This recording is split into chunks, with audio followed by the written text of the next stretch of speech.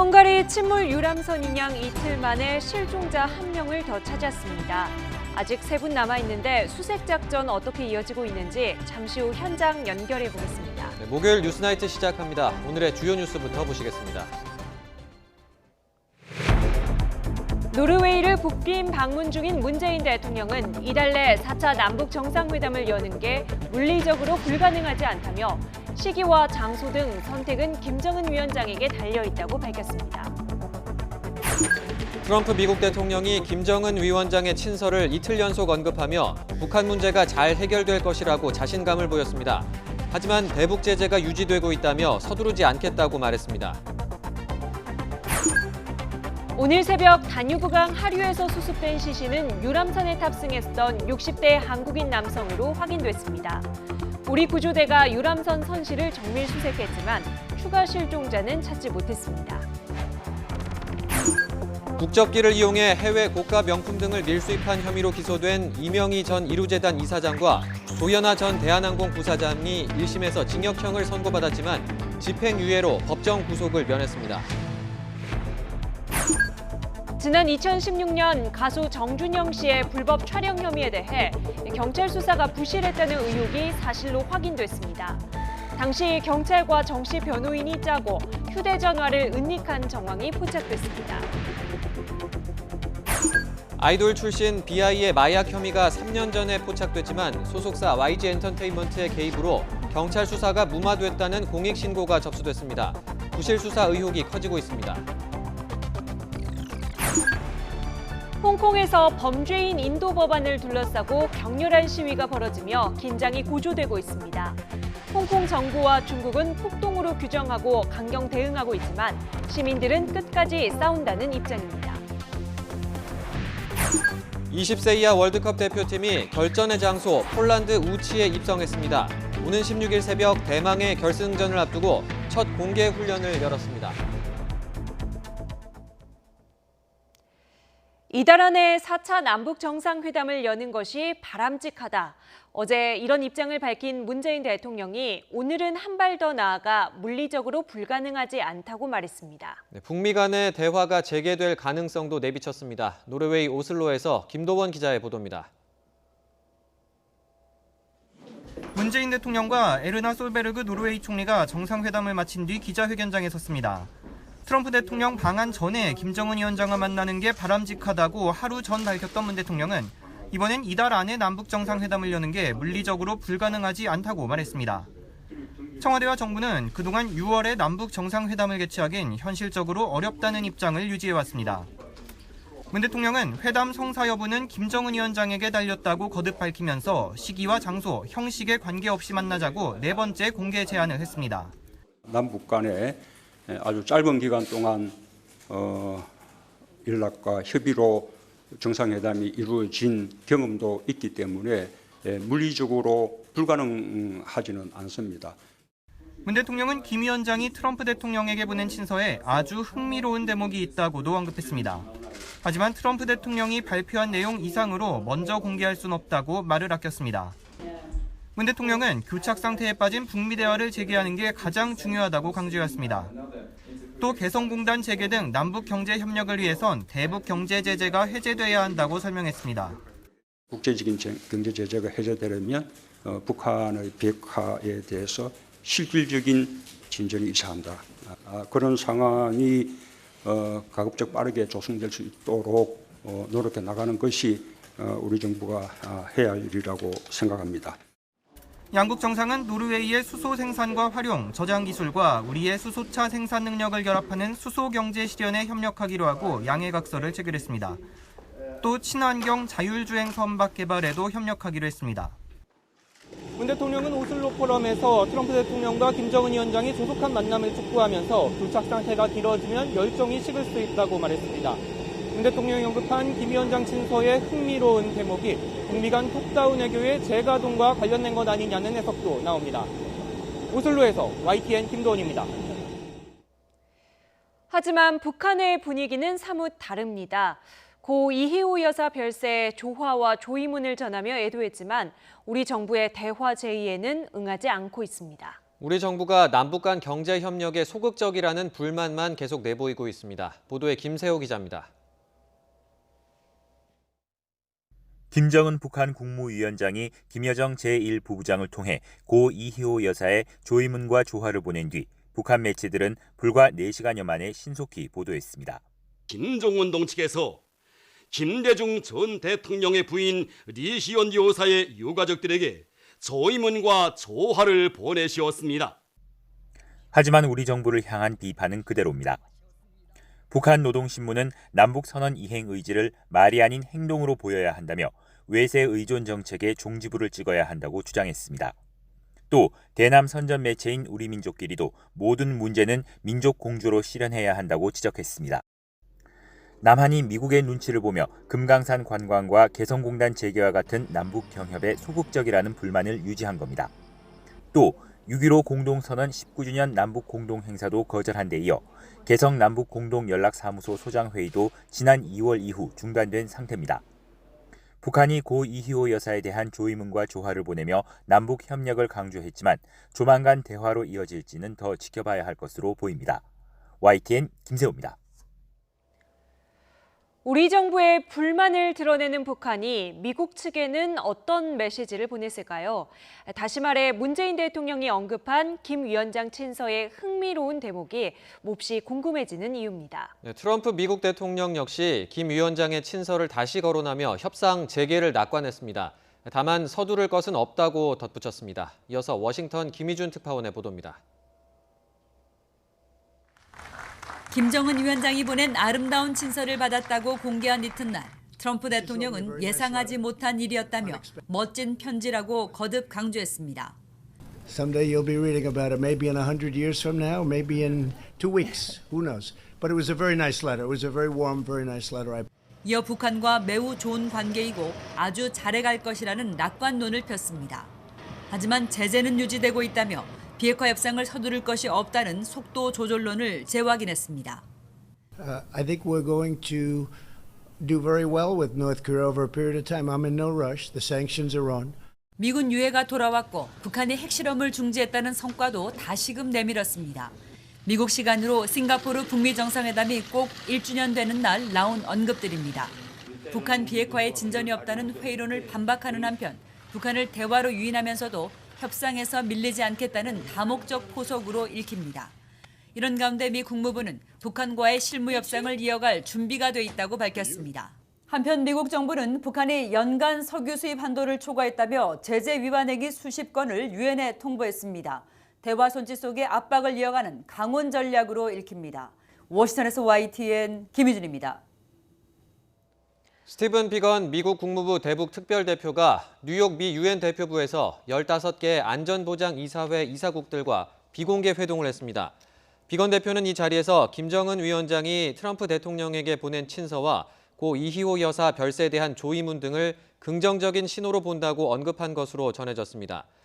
회동에 참석한 조태열 주 유엔 한국대사는 특파원들에게 향후 대북 협상 전망과 관련한 평가와 전망 등에 대한 의견을 조율했다고 밝혔습니다.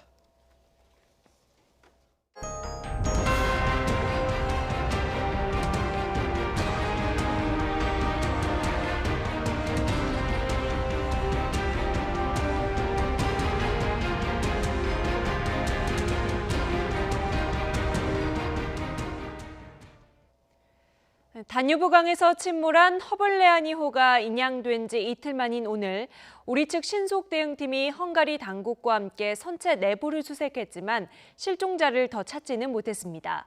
다만 우리 시간으로 오늘 새벽 실종자 한 분이 추가로 발견이 됐죠. 사고 현장 주변 수색도 이어지고 있습니다.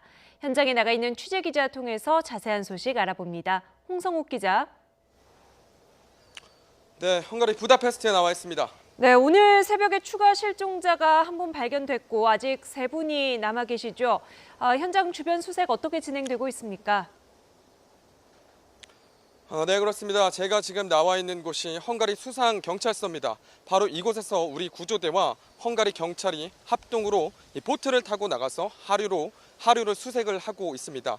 조금 전에도 함께 구조대와 헝가리 경찰이 이 수상 수색을 시작을 했는데요.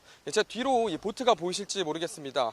우리 취재진도 이 보트를 직접 타고 수색 현장을 직접 확인을 했는데요. 이 강변 풀숲부터 나뭇가지가 쌓여 있는 곳을 꼼꼼하게 확인하는 모습을 확인할 수 있었습니다. 이 사고 지점에서 40km 지점까지 직접 수색을 했는데요. 더 넓은 지역은 헬기로 수색을 했습니다. 실제로 현지 시각으로 어제 오후 6시 반쯤 사고 현장에서 110km 정도 떨어진 지점에서 실종자가 추가로 발견되기도 했습니다. 이 감식 결과 60대 한국인 남성으로 확인됐는데요. 말씀하신 대로 이로써 한국인 사망자는 23명으로 늘고 실종자는 3명으로 줄어들었습니다.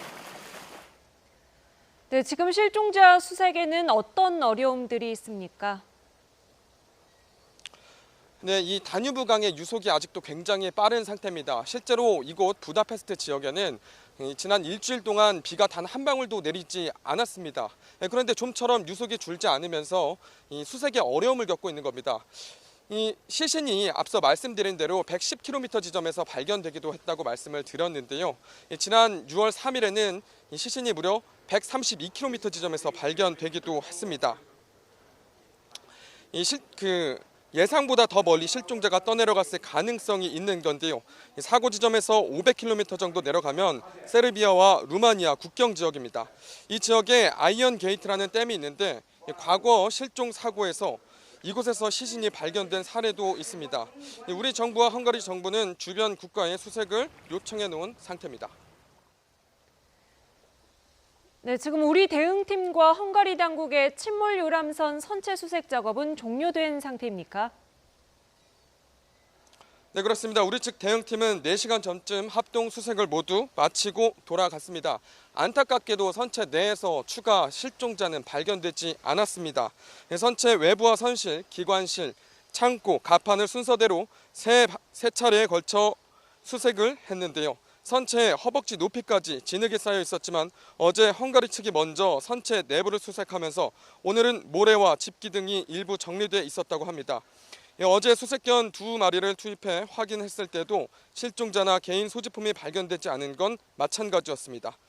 대응팀의 선체 수색은 완전히 종료됐습니다. 이후 허블리아니호는 사고 현장에서 북쪽으로 10km 정도 떨어진 우이페스트 지역으로 이동해 경찰에서 보관할 예정입니다. 경찰은 선박을 이번 사고의 중요 증거품으로 보고 있습니다. 그래서 외부인 접근을 통제하기 위한 조치를 취한 것으로 풀이되고 있습니다. 지금까지 헝가리 부다페스트에서 YTN 홍성욱입니다. 네, 우리 시각으로 오늘 새벽 다뉴브강 하류에서 수습된 시신은 전해드린 대로 침몰한 유람선에 탑승했던 60대 한국인 남성으로 확인됐습니다. 이제 한국인 사망자 수는 23명으로 늘었고 실종자는 3분이 남아 있습니다. 황보선 기자가 보도합니다. 허블레아니호가 인양된 지 하루 만에 새로 시신이 발견됐습니다. 침몰 현장 근처가 아니고 하류의 먼 곳입니다. 침몰 지점으로부터 하류 쪽으로 110km 내려간 벨치케 쪽입니다. 벨치케는 지난 3일 60대 한국인 남성 시신이 발견된 하르타 지역의 다뉴브강 건너편입니다. 헝가리 측은 우리 시각으로 오늘 새벽 1시 25분쯤 수상 수색 중이던 경찰이 아시아인으로 추정되는 희생자 한 구를 수습했다고 밝혔습니다. 헝가리 당국은 우리 측 감식 요원들과 함께 즉각 신원 확인 작업에 들어갔습니다. 역시 한국인 희생자로 밝혀졌습니다. 이에 따라 한국인 탑승객 33명 가운데 사망자는 23명으로 늘어났습니다. 실종자는 3명으로 줄어들었습니다. 앞서 사고 13일 만인 지난 11일 인양된 허블레아니호에서 일부 선내 수색으로 한국인 희생자 3명이 수습됐습니다. 그러나 아직 침몰 지역 근처에서는 희생자가 발견되지 않고 있습니다. YTN 황보선입니다. 아직 찾지 못한 3명은 어디서 찾을 수 있을까요? 우리 구조팀은 시간이 많이 지난 만큼 수색 지역을 강하류 100km 너머까지 넓히고 침몰 지역도 다시 한번 재수색하기로 했습니다. 김영수 기자가 보도합니다. 헝가리 다뉴브강 참사 당일 한국인 사망자는 7명, 실종자는 19명이었습니다. 이후 헝가리 구조당국과 우리 신속 대응팀의 수색이 시작됐고 지난 3일부터 거의 매일 실종자가 발견됩니다. 선체 내부와 주변에서 7명이 확인됐고 9명은 강하류 4km에서 132km 사이 광범위한 지역에서 발견됐습니다. 하지만 아직도 3명의 실종자는 찾지 못한 상황. 헝가리와 우리 구조당국은 사고가 발생한 지 2주가 지난 만큼 수색 범위를 하류 쪽으로 더 확대하기로 했습니다.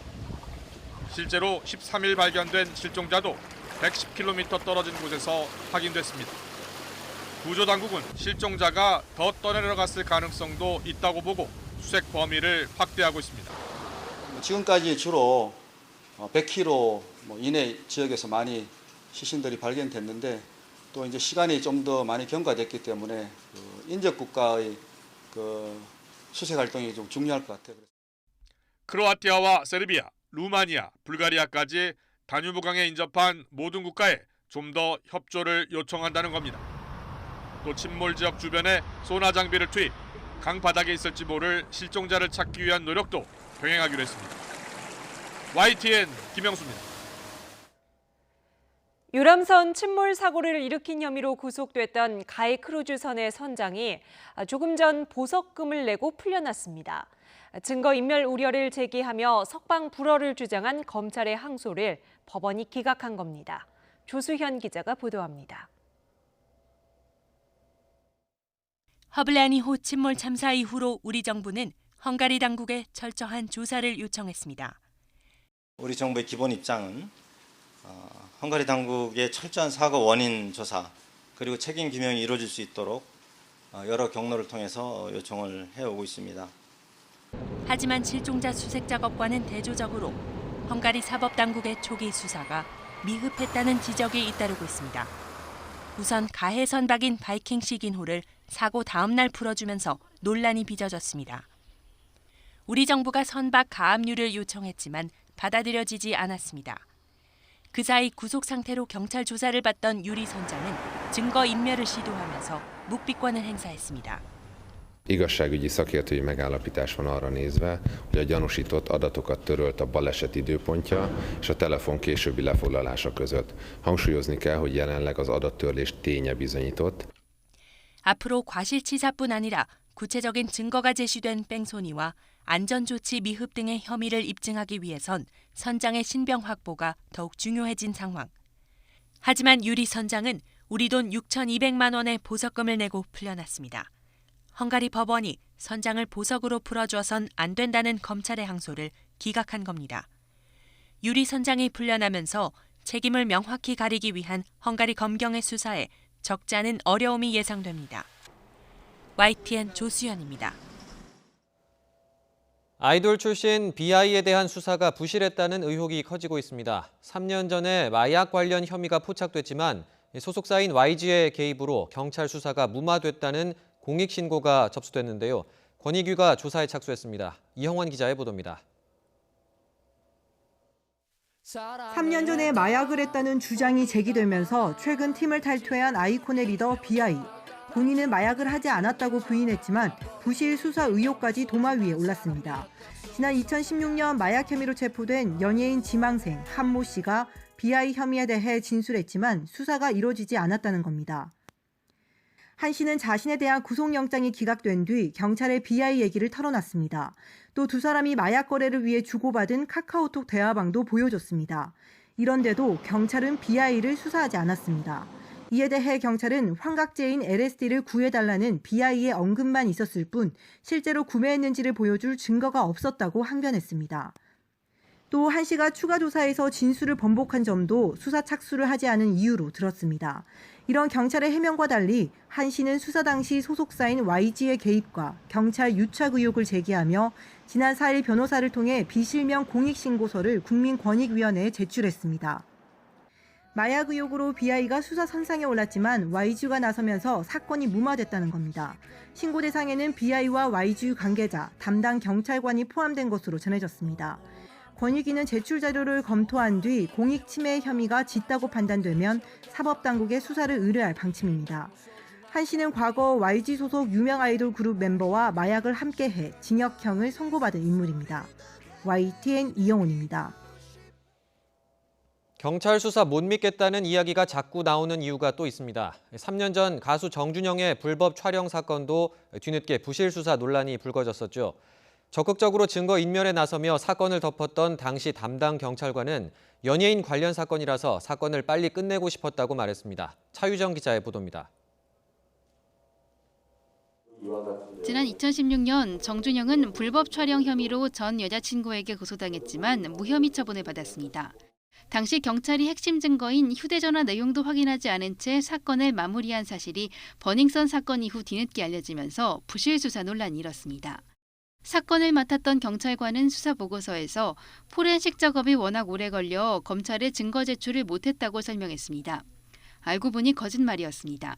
심지어 정준영 측 변호사와 짜고 증거 은닉에 앞장까지 선 사실이 최근 경찰 수사로 드러났습니다. 담당 경찰 A씨는 휴대전화를 포렌식 맡겼다는 변호사에게 휴대전화를 분실한 것으로 하면 쉽게 될 거리라며 거짓 진술을 종용하는 듯한 말을 건넸습니다. 포렌식 업체에 데이터 복원이 불가하다는 허위 확인서를 써달라고 먼저 부탁한 쪽도 A씨였습니다.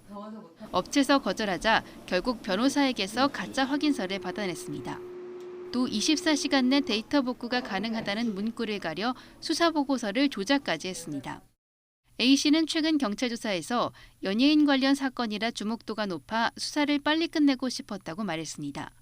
경찰은 직무유기와 허위 공문서 작성 혐의 등으로 A씨와 변호사를 검찰에 송치했습니다. 하지만 귀찮은 게 부실 수사 이유였다는 A씨 진술 내용의 신빙성과 유착 의혹에 대해서는 구체적으로 밝혀낸 게 없습니다. YTN 차유정입니다. 서울의 한 어린이집 앞에서 40대 남성이 흉기를 휘둘러 애꿎은 교사 등 3명이 다쳤습니다. 범행 이유는 피해자들과는 무관했는데요. 김우준 기자가 취재했습니다. 흰색 티를 입은 남성이 양손에 작은 물체를 들고 인파 속을 지나갑니다. 뒤이어 경찰차가 쏜살같이 쫓아갑니다. 화면 속 남성은 47살 한모 씨. 어린이집 앞에서 흉기를 휘두른 뒤 달아나는 겁니다. 이상한 남자가 망치를 깨고 칼부림하고 있다고 들어왔어요. 당시 어린이집에는 교사와 원화 등 모두 50여 명이 있었습니다. 범행 직후 도주한 한 씨는 1km 떨어진 이곳 상황심의역 인근에서 경찰이 쏜 테이저건을 맞고 검거됐습니다. 갑자기 벌어진 흉기 난동에 교사 등 3명이 크게 다쳐 병원으로 옮겨졌습니다. 특히 65살 위모 씨는 어린이집에 다니는 손주에게 약을 주러 왔다가 봉변을 당했습니다. 할머니는 교실을 들여보내고 순간에 나와서 순간에 딱 뛰어나가지고 또 연기를 하고. 경찰 조사 결과 한 씨는 어린이집 건물의 다른 사무실에서 근무하는 친형을 노리고 찾아왔습니다. 돈을 빌려주지 않았다며 앙심을 품은 건데 형이 없자 애꿎은 사람들에게 화풀이한 겁니다. 그 친형이 하고 예전에 좀 돈을 빌려달라고 그랬습니다. 안 빌려줬나. 그래가지고 이제 찾아간 김에 홧김에 이제. 경찰은 한 씨의 정신병력을 확인하는 한편 정확한 범행 동기를 파악하는 대로 구속영장을 신청할 방침입니다. YTN 김우준입니다. 한겨울에 4살 딸을 화장실에 가둬 숨지게 한 혐의를 받는 비정한 엄마에게 1심 재판부가 징역 12년을 선고했습니다. 법원은 숨진 딸이 겪었을 고통을 가늠조차 하기 어렵다며 검찰이 구형한 징역 10년보다 더 무거운 형을 내렸습니다. 부장원 기자입니다. 모두가 희망찬 한 해를 꿈꾸던 새해 첫날. 이제 막 4살이 된 A양이 작은 화장실 안에서 홀로 쓰러져 갔습니다. 영하 10도에 가까웠던 엄동설 안. 바지에 소변을 봤다는 이유로 알몸으로 갇혔던 아이의 머리에는 피멍이 가득했습니다. 축축 치기만 하신 건가요, 후라이팬으로? 딸이 때렸다고 주장하셨는데 그 부분에 대해서 한 말씀 해주시죠. 가해자는 아이 엄마 34살 이모 씨. 숨진 아이는 재혼에 얻은 막내딸이었습니다. 지난해 말 또 이혼한 뒤 3남매를 홀로 키워온 이 씨는 의식을 잃고 쓰러진 아이를 보고서도 응급실 비용을 걱정해 119 신고도 하지 않았습니다. 또래보다 현저히 왜소했던 아이의 몸 곳곳엔 흉터가 발견됐습니다. 처음엔 때린 사실조차 부인하던 이 씨는 사인은 뇌출혈이란 부검 결과가 나오자 9살 큰딸이 때린 것이라며 책임을 떠넘기기도 했습니다. 이 씨에게 적용된 아동학대 치사 혐의의 대법원 양형 기준은 징역 6년에서 10년. 검찰은 이 씨에게 징역 10년을 구형했습니다. 하지만 법원은 더 무겁게 처벌해야 한다며 징역 12년을 선고했습니다. 재판부는 아이가 겪었을 고통이 가늠조차 어렵고 응급조치조차 안 해 살릴 수 있었던 생명을 잃게 해 엄벌이 불가피하다고 봤습니다. 감기약과 술을 마셔 심신미약 상태였던 이 씨의 주장도 받아들이지 않았습니다. 아동학대 범죄에 대해서도 조금 관심도 덜 받고 양형이 낮았던 게 사실인 것 같고요. 근데 이제 처벌 수위가 이제 좀 올라가는 것 같아요. 이번 사건은 몇 년 전부터 학대가 감지됐었다는 점에서 안타까움을 더했습니다. 엄마는 구치소에 수감됐고 남겨진 두 아이는 외할머니 손에 맡겨졌습니다. YTN 부장원입니다. 어제 전 남편 살해 피의자 고유정이 검찰에 송치됐지만 정확한 범행 동기와 수법은 앞으로 풀어야 할 과제입니다. 의붓아들의 석연치 않은 사망 사건에 대해서도 뒤늦게 재수사가 벌어지고 있습니다. 보도에 유종민 기자입니다. 고유정이 조사를 위해 유치장을 나섭니다. 처음으로 얼굴이 공개됐던 지난 7일, 오른손에 붕대를 감은 모습이 눈에 띕니다. 고유정은 구속되기 전 법원에 이 오른손을 증거로 보전해달라는 신청서를 냈습니다. 남편의 성폭행에 저항하다 살해했다는 정당방위의 증거로 사용할 것으로 보입니다. 경찰 발표에도 여전히 의문투성이인 고유정의 전 남편 살해 사건. 고유정은 구속 상태에서 검찰의 조사를 받습니다. 유가족에게 하고 싶은 말 없으십니까? 석 달 전 청주에서 있었던 고유정 의붓아들 사망 사건 수사도 본격화됐습니다. 제주 친가에 있던 고유정의 의붓아들은 청주에 온 이틀 뒤 잠자다 숨진 채 발견됐습니다. 고의 또는 과실, 단순 변사 등 모든 가능성을 열어두고 수사한다는 방침입니다. 고유정의 자택을 압수수색해 확보한 휴대전화와 컴퓨터 등의 분석 작업이 이루어지고 있습니다. 고유정은 제주에서 치러진 의붓아들 장례식에 참석조차 하지 않은 것으로 확인됐습니다. 이 때문에 재혼한 남편과 다툰 것으로 알려졌습니다.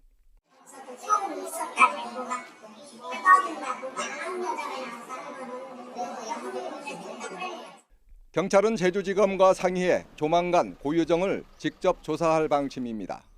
YTN 유종민입니다. 오늘 유독 경찰의 부실 수사, 미온적 대처에 대한 뉴스가 많은데 지난 3월 경남 진주에서 23명의 사상자를 낸 안인득 사건 역시 마찬가지였습니다.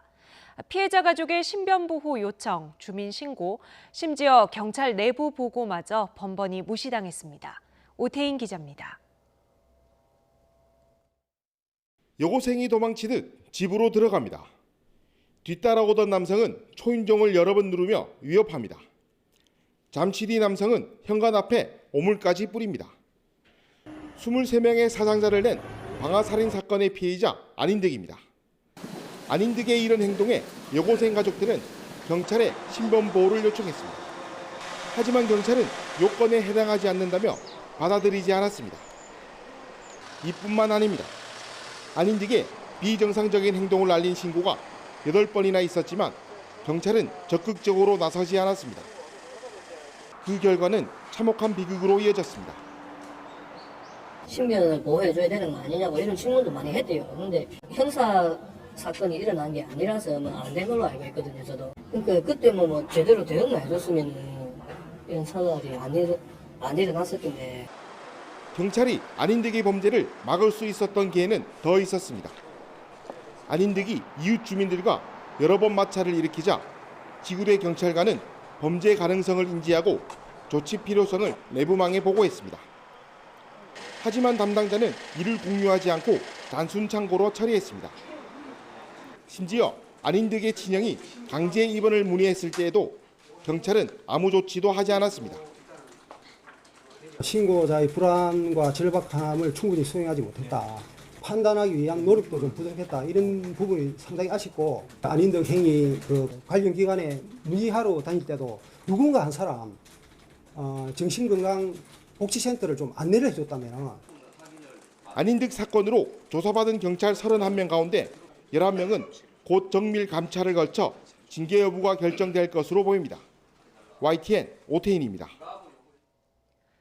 대한항공을 이용해 해외에서 명품 등을 밀수한 혐의로 기소된 한진가 모녀 조현아, 이명희 씨가 1심에서 집행유예를 선고받았습니다. 실형을 면한 조현아 전 대한항공 부사장의 경영 복귀를 두고 다양한 관측과 의견이 나오고 있습니다. 이경국 기자의 보도입니다.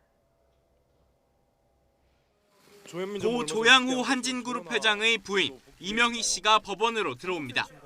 큰딸 조현아 전 대한항공 부사장과 함께 관세법 위반 혐의로 기소돼 1심 선고재판에 나온 겁니다. 조 전 부사장은 법정에 몰래 들어갔고 이 씨는 취재진 질문에 입을 굳게 닫았습니다. 오늘 첫 선고인데 심정 어떠신가요? 법원은 조 전 부사장에게 징역 8개월에 집행유예 2년과 벌금 480만 원, 이 씨에게는 징역 6개월에 집행유예 1년, 벌금 700만 원을 선고했습니다. 두 사람 모두 유죄는 인정됐지만 실형은 면했습니다. 앞서 모녀는 대한항공 여객기로 명품 옷 등 물품 1억여 원어치를 밀수한 혐의로 기소됐습니다. 중국에서 대추, 칼 호텔에 사용할 구근, 장미 구근, 발리 도자기 난로. 재판부는 대기업 회장의 가족이라는 지위로 직원들을 범행 도구로 전락시켰다며 질타했습니다. 다만 밀수품 대부분이 생활용품이고 반성한 점을 고려했다고 양형 이유를 설명했습니다. 팔아가지고 이익을 얻으려고 한 걸 더 강하게 처벌하거든요. 유통하기 위한 것보다는 비난 가능성이 적다고 보는 거죠. 조양호 전 회장의 별세 이후 한진가에서는 경영권을 두고 갈등설이 불거졌습니다. 이런 가운데 땅콩 회항 이후 물러났던 조 전 부사장의 경영 복귀가 임박했다는 관측이 나오고 있지만 이를 둘러싼 의견은 분분합니다. 복귀할 가능성이 굉장히 높다고 봅니다. 견제나 자신들의 몫을 미리 챙기기 위한 그런 행보를 보이지 않을까.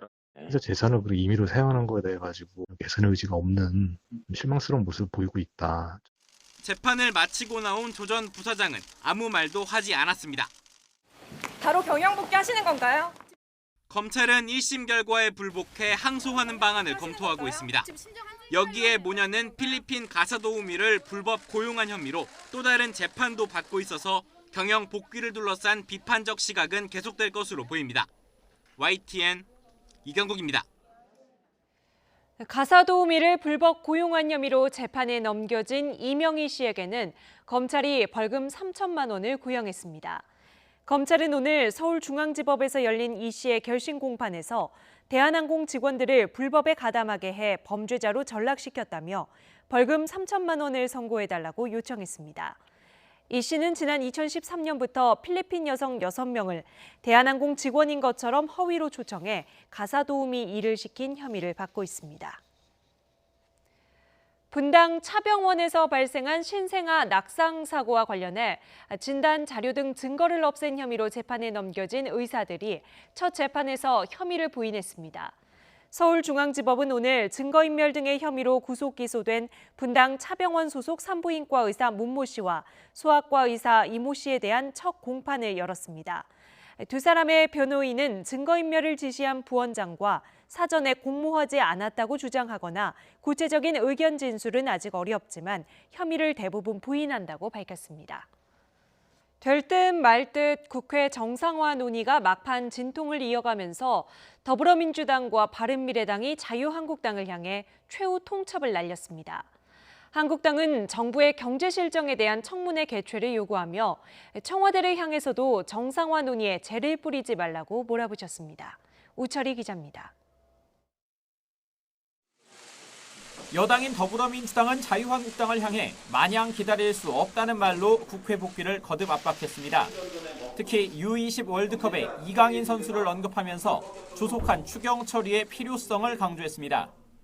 이강인 선수의 자로잰 듯한 패스처럼 또 신내린 퍼팅과 같은 패스처럼 적재적소에 정확한 규모로 타이밍을 맞춰 추경 예산을 투입하는 역할을 자유한국당은 이강인의 이강인으로 맞받았습니다. 추경에 앞서 청와대 경제라인에 대한 경제실정 청문회를 여는 게 먼저라는 겁니다. 이강인 선수 패스 이야기하면서 추경 적시 투입을 이야기했는데 저희가 보기에는 이 자살골 넣는 선수한테 추경 패스를 해줘야 되는 건지 한번 꼼꼼히. 여기에 청와대의 국민청원 답변을 두고도 국회 협상에 재를 뿌리고 있다고 맹비난했습니다. 청와대는 특정 정당을 압박할 의도가 아니었다면서도 청원 답변 때문에 국회가 안 열린다고 말하는 건 유감이라고 물러서지 않았습니다. 협상 조건이 추가되고 청와대와 한국당의 대치가 갈수록 격화하면서 상황이 더 꼬인 것 아니냐는 전망까지 나오자 바른미래당은 한국당을 향해 사실상 최후 통첩을 날렸습니다. 이번 주말까지 최종 합의에 이르지 않으면 한국당을 빼고 국회 소집에 나서겠다고 경고했습니다. 양 당에 이번 주말에 정상화가 되지 않으면 저희 바른미래당은 독자적으로 정상화를 위한 행동에 개시를 하겠다, 이렇게 최후 통첩을 했습니다. 국회 파행이 장기화하면서 이제는 정치권이 따가운 비판 여론도 애써 무시하는 것 아니냐는 조롱 섞인 비난마저 나오고 있습니다. 주말 사이 극적인 돌파구가 마련돼 일하는 국회를 보여줄 수 있을지 주목됩니다. YTN 우철입니다. 지난 15년 동안 동결됐던 읍면동의 이장과 통장 수당이 내년부터 월 20만 원에서 30만 원으로 인상될 전망입니다. 더불어민주당과 정부는 오늘 국회에서 당정협의회를 열고 기본수당을 현행 월 20만 원 이내에서 30만 원 이내로 인상하는 내용을 담은 지방자치단체 예산 편성 운영 기준을 개정해 내년 1월부터 시행하기로 했다고 밝혔습니다. 당정은 또 이장과 달리 통장은 지방자치법에 명시적인 규정이 없는 만큼 근거 규정을 만들어 책임감을 강화하기로 했습니다. 불법 정치자금 수수와 무고 혐의 등으로 재판에 넘겨졌던 자유한국당 이완영 의원에 대해 대법원이 의원직 상실형을 확정했습니다.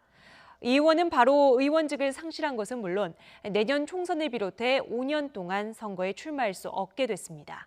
권남기 기자입니다. 자유한국당 이완영 의원이 의원직을 박탈당했습니다. 이 의원에게 의원직 상실형을 내린 앞선 재판에 대해 대법원이 문제가 없다고 확정 판결한 겁니다. 이 의원은 정치자금법 위반과 무고 혐의로 재판에 넘겨졌습니다. 지난 2012년 19대 총선 당시 선거 캠프 회계 담당자를 거치지 않고 2억 4,800만 원을 무이자로 빌린 혐의인데 이후 돈을 빌려준 지방의원이 갚으라며 자신을 고소하자 빌린 적 없다며 맞고소를 한 혐의도 있습니다. 앞서 1심과 2심 재판부는 무이자인 만큼 돈을 갚지 않은 기간에 이자에 해당하는 정치 자금을 기부받았다고 볼 수 있다며 벌금 500만 원을 선고했습니다. 여기다 돈을 빌려놓고도 선거를 위해 거짓으로 맞고소를 했고 정치 자금을 빌릴 때 회계 담당자를 통하지 않았다며 징역 4개월에 집행유예 2년을 선고했습니다. 대법원 역시 이런 판결에 문제가 없다고 판단했습니다. 이 의원은 이에 따라 의원직을 잃었고 앞으로 5년 동안 선거에도 출마할 수 없게 됐습니다. 또 자유한국당의 의석수 역시 113석에서 112석으로 줄었습니다. 이 의원의 지역구인 경북 고령, 성주, 칠곡구는 재보선 없이 곧바로 내년 총선에서 지역 국회의원을 뽑게 됩니다. YTN 권남기입니다. 문무일 검찰총장의 뒤를 이어 검찰 조직을 이끌어 나갈 문재인 정부 두 번째 검찰총장 후보군이 모두 4명으로 압축됐습니다. 검찰총장 후보 추천위원회는 봉욱 대검찰청 차장검사와 김호수 법무부 차관, 이금로 수원구검장, 윤석열 서울중앙지검장을 차기 검찰총장 후보자로 박상기 법무부 장관에게 추천했습니다. 사법행정권 남용 의혹에 관련된 법원 내부의 문건을 공개해달라는 소송에서 항소심 재판부가 1심과 달리 비공개에 문제가 없다며 받아들이지 않았습니다. 서울고등법원 행정3부는 참여연대가 법원 행정처를 상대로 낸 정보공개 청구 소송 항소심에서 1심을 깨고 원고 패소 판결을 내렸습니다. 중국산 자동차 부품을 국산으로 둔갑시켜서 국내외에 판매한 업체들이 적발됐습니다. 이런 위조 부품이 300억 원어치나 된다고 하는데 문제는 이 중에 안전과 직결되는 부품도 있다는 겁니다. 홍선기 기자의 보도입니다. 자동차 부품 공장에서 메이드 인 코리아라는 원산지를 새기는 작업이 한창입니다. 그런데 이 부품들은 여기서 만든 게 아니라 중국에서 원산지 표시 없이 들여온 것들입니다. 완제품 그대로 여기서 메이드 인 코리아 찍어 나가는 거 맞습니까? 예. 세관에 적발된 업체들이 이렇게 중국산을 들여와 국산으로 위조한 자동차 부품은 무려 626만 점, 325억 원어치나 됩니다.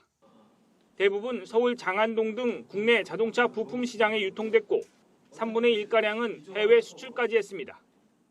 이는 해외 바이어들이 중국산보다 비싼 값을 받을 수 있는 한국산을 훨씬 선호하기 때문이며 이 업체들은 중국산 위조 부품을 국산 정품보다 약 30%에서 50% 정도 낮은 가격으로 판매한 것으로 확인됐습니다. 문제는 원산지를 속인 것이 전부가 아닙니다. 운전자 안전과 직결되는 일부 부품들의 경우 품질 테스트를 해본 결과 납품 기준에 미달하는 것으로 나타났습니다. 안전 기준에 미달하는 부품을 사용할 경우에는 자동차 성능 저하는 물론이고 사고 위험도 높아져서 운전자에게는 심각한 위험 요인이 될 수 있습니다.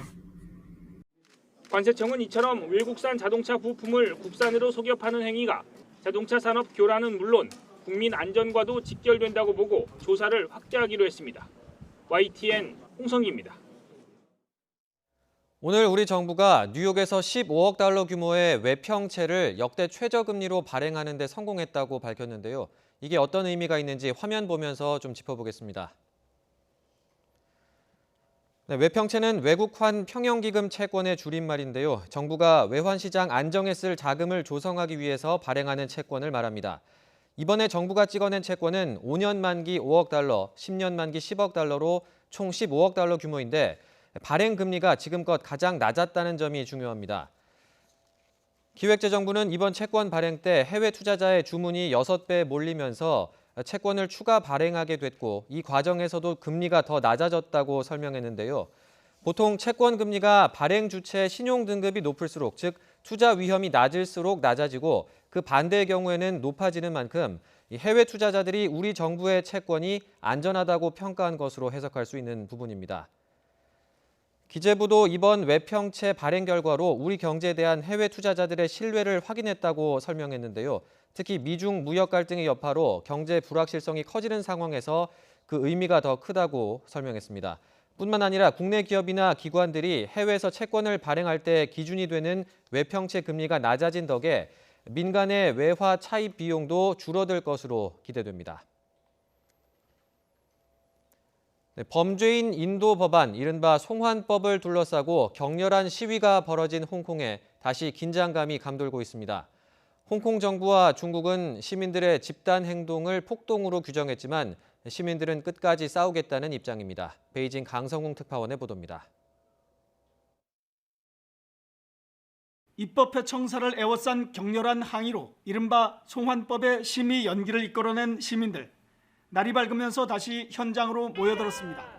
상당수가 일상으로 되돌아가 하루 전보다 숫자는 크게 줄었지만 시민들의 각오는 더 굳어졌습니다. We want to make sure that the legislators, that the government officials cannot enter the electrical building. 所以我哋一定要企出嚟，鼓勵更加多嘅人去到發聲，去到推翻呢條法例。 자발적으로 거리 단식 투쟁에 나선 사람들도 생겨났습니다. 홍콩 정부는 시민들의 행동을 폭동으로 규정하고 법안 강행 입장을 천명했습니다. 而係公然有組織咁發動暴動，亦都唔可能係愛護香港嘅行為。 홍콩의 중앙정부인 중국은 더 강경합니다. 시위대의 폭력 행위를 처벌하라고 요구했습니다. 强烈谴责各类的暴力行为，我们支持香港特区政府依法予以处置。 트럼프 미국 대통령은 홍콩과 중국이 잘 처리를 할 것이라면서도 시민들을 이해한다는 입장을 보였습니다. 영국과 독일 등 서방 국가들도 잇따라 우려를 나타냈습니다. 시민들은 주말쯤 다시 집회를 준비하고 있는 것으로 알려져 긴장이 고조되고 있습니다. 베이징에서 YTN 강성웅입니다. 김대중 전 대통령의 부인 고 이희호 여사의 장례가 내일 국립현충원에서 사회장으로 엄수됩니다. 이희호 여사의 운구행렬은 오전 6시 반쯤 빈소인 신촌 세브란스 병원을 떠나 부근 창천교회에서 장례 예배를 드린 뒤 동교동 사저에 들러 마지막 작별 인사를 건넬 예정입니다. 이어 동작동 국립현충원에서 오전 9시 반부터 1시간 동안 문희상 국회의장과 여야 5당 대표, 이낙연 국무총리 등 2천여 명이 참석한 가운데 추모식이 진행됩니다. 이재갑 고용노동부 장관은 올해 정기국회에서 결사의 자유 협약 등 ILO 핵심 협약 비준 동의안과 법 개정안이 함께 논의될 수 있도록 하겠다고 말했습니다. 이 장관은 오늘 국제노동기구 ILO 100주년 기념 총회 연설에서 이같이 말했습니다. 이 장관은 이어 새 정부 출범 이후 최저임금 인상과 노동시간 단축 정책 추진을 설명하고 실업급여를 받지 못하는 중위소득 50% 이하의 구직자에게 최대 6개월간 구직 촉진 수당을 지급하는 실업부조 제도를 소개했습니다.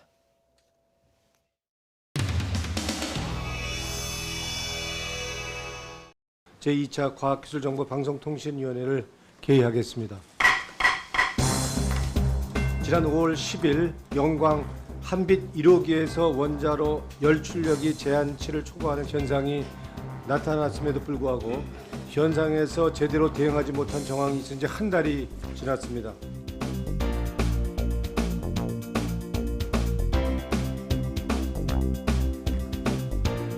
그러고 나서 그 다음에 온 보고서에는 이 대목을 싹 뺐어요.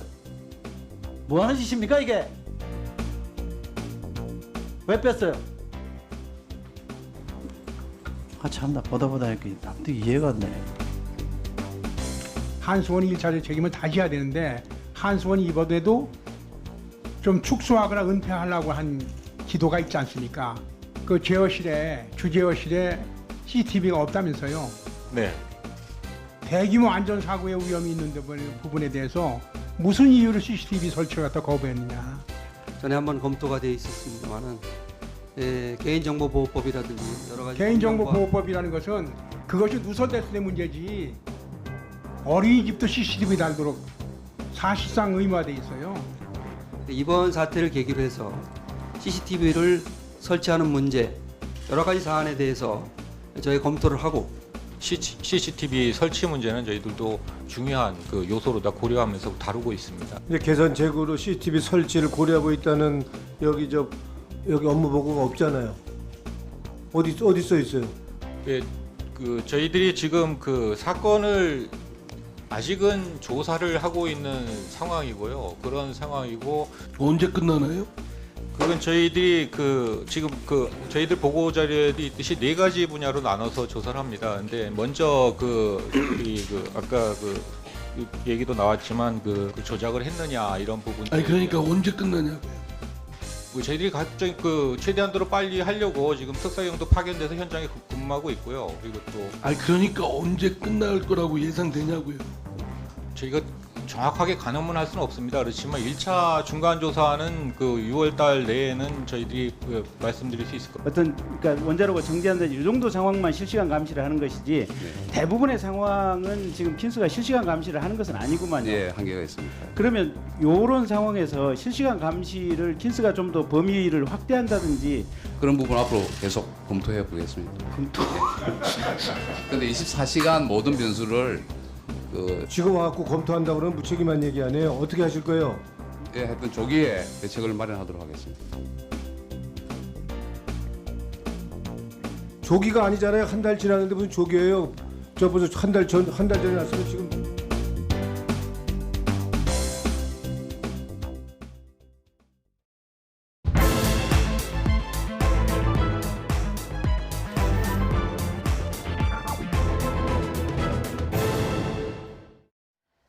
사건이 검찰로 송치된 이후에도 경악할 정황이 계속 나오고 있습니다. 그리고 새로운 정황이 나올 때마다 의문도 더해지고 있는데요. 고유정의 전 남편 살해 사건, 어제에 이어서 자세히 알아봅니다. 오늘은 이수정 경기대 범죄심리학과 교수, 양지열 변호사 모셨습니다. 안녕하세요. 네, 안녕하세요. 네, 오늘은 또 어떤 소식이 충격을 줬는지 주제어부터 먼저 보고 오시겠습니다.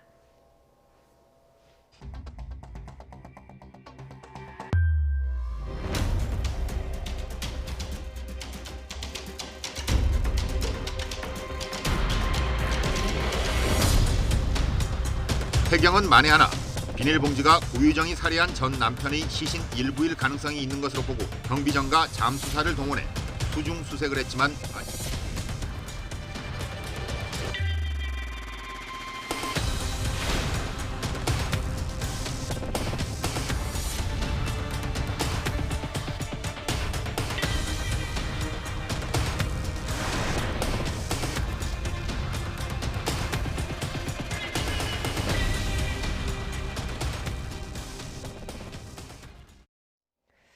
네, 지난 3월에 고유정의 의붓아들, 그러니까 현 남편이 전처와의 사이에서 낳은 4살짜리 자식이 숨지는 사건이 있었습니다. 이 사건에 대해서 경찰이 재수사에 나섰다. 어제 전해드린 내용인데요.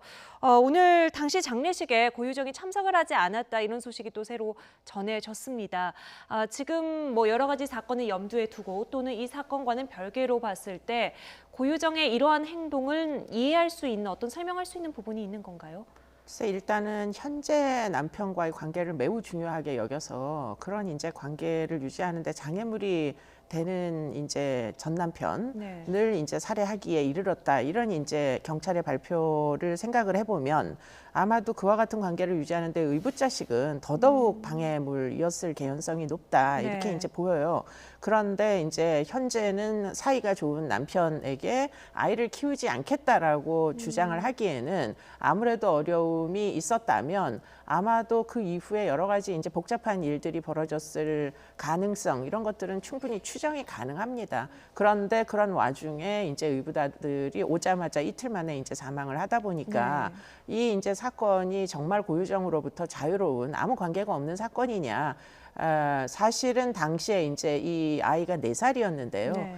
4살짜리 아이가 사망을 갑자기 하려면 일반적으로는 이제 심장이 멎어야 되는데 기저질환 없이 아이가 호흡곤란이나 심장이 멎기는 굉장히 어렵습니다.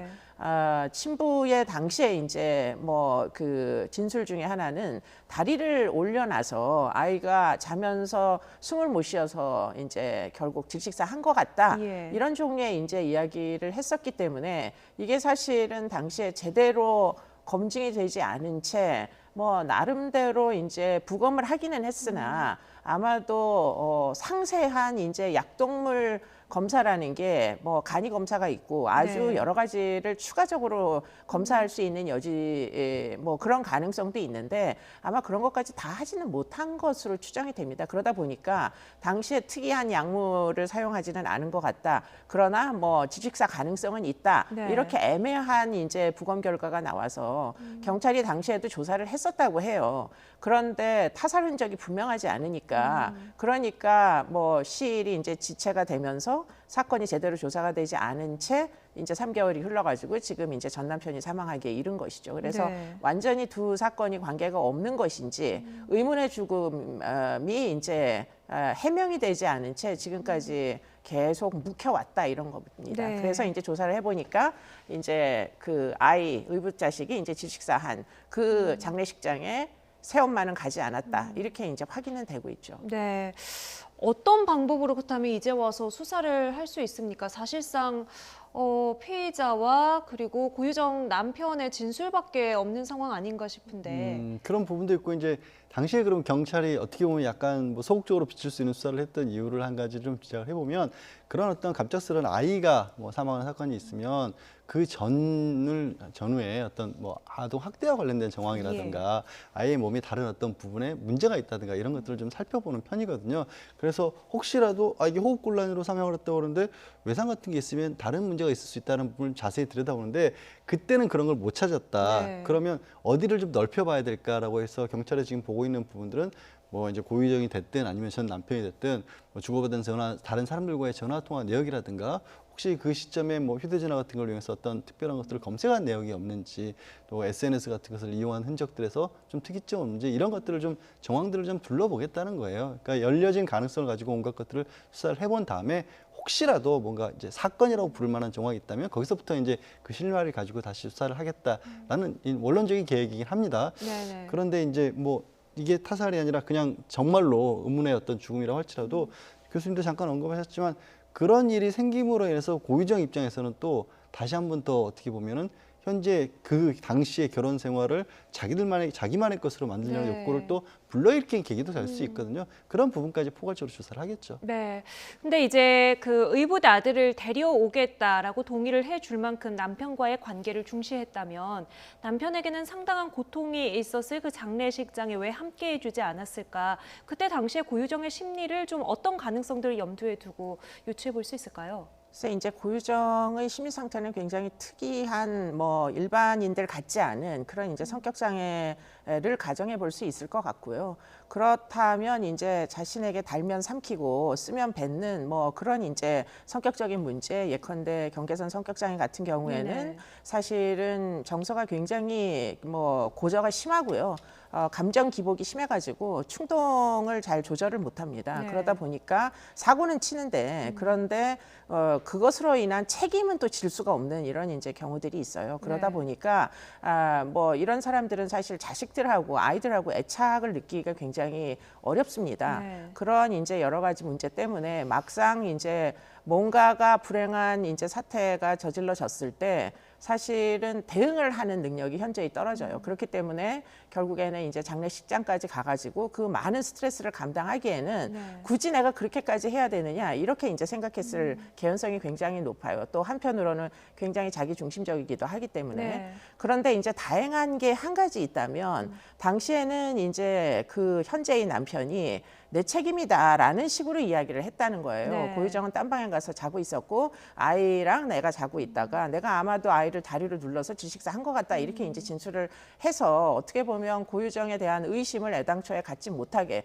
딴 데서 잤으니까 이제 경찰이 의심의 대상으로 이제 그 정하지를 못했었는데 지금 이제 와가지고 지금 아마도 오늘인 것 같은데 이 지금 현재의 남편이 고유정을 자신의 아들에 대한 살해 행위로 고소를 했다는 겁니다. 예. 지금 제주지검에. 그렇기 때문에 그런 부분은 현재의 남편이 과거와는 달리 심경의 변화가 있나 보다 네. 고소를 했으니까 그렇게 되면 그 남편의 심경의 변화를 아마 고유정이 아주 민감하게 느낄 거예요.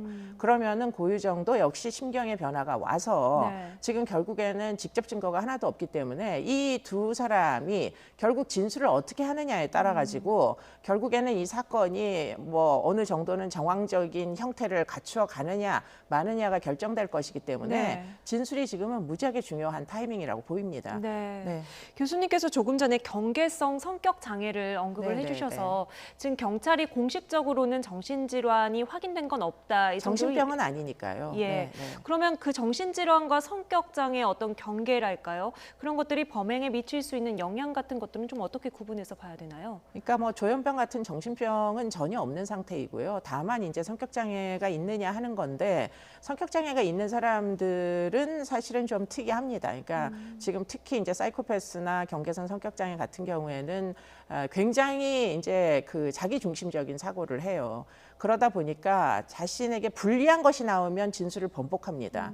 그렇기 때문에 이런 사람들을 면담을 하려면 사실은 객관적인 증거를 확보하는 게 무지하게 중요한데요. 네. 그런데 이제 초등 단계에서 현장 보존도 안 되고 현장에 결국은 검증도 안 나가고 이러다 보니까 심경의 변화를 가질 계기가 별로 없었어요. 네. 고유정이.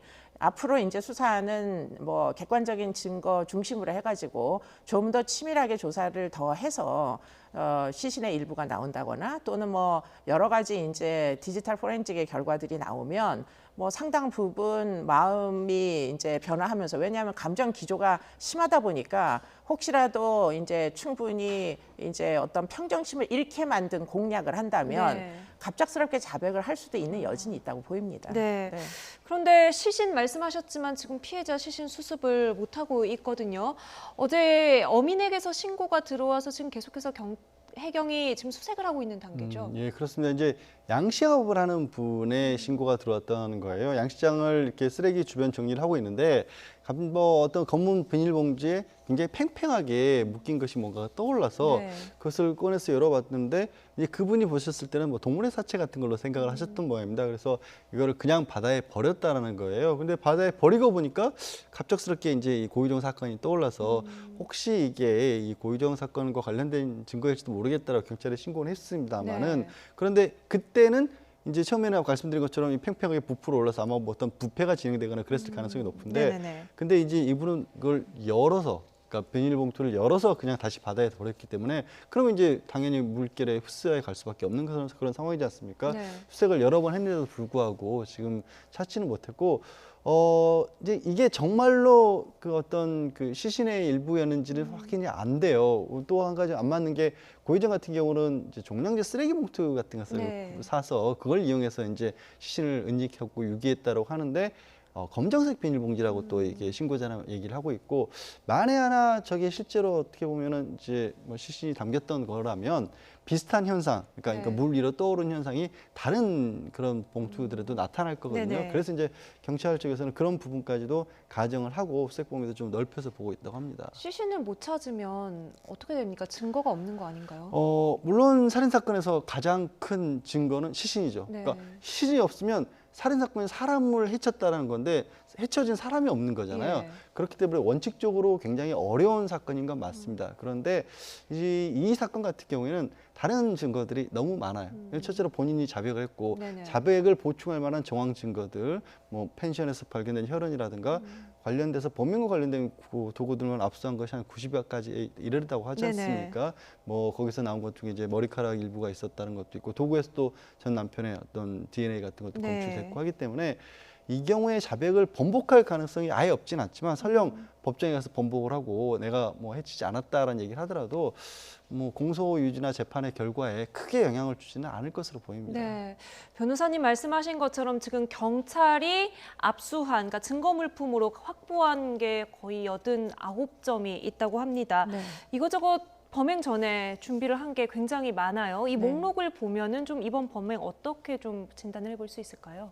글쎄요, 뭐 아주 철저하게 계획이 됐다 이렇게 이제 보이고요. 지금 저런 이제 증거 물품들과 함께 이제 포렌식 결과, 이제 뭐 검색한 기록 이런 것들 보면 거의 9일 정도부터 25일 사이에 아주 치밀하게 여러 번의 반복을 통해 가지고 이제 시나리오 같은 걸 머릿속으로 이제 뭐 어떤 식으로 진행하면 제주도를 성공적으로 이제 완전 범죄 이후 떠날 수 있겠다 이렇게 생각했던 것으로 추정이 됩니다. 뭐 네. 일각에서는 이 피의자 고유정의 뭐 전공까지도 언급을 하던데 그런 어떤 전문 지식이라든지 자신이 모은 정보를 범행에 적극적으로 활용했다 이렇게 볼 수도 있을까요? 그랬을 개연성이 굉장히 높아 보입니다. 왜냐하면 이제 수법 중에 뭐 예를 들자면 어떤 일정한 추정되는 이제 피해자 것으로 추정되는 이제 뭐 그 잔여물이 이제 발견이 됐는데 문제는 DNA가 전혀 검출이 안 되는 부분이 있다. 이렇게 이제 이야기가 돼서 지금 뭐 화학적인 여러 가지 전문 지식을 활용한 것이 아니냐, 시신을 훼손하는데 이렇게 이제 추정이 되는데 다행한 것은 아까 변호사님 말씀하신 대로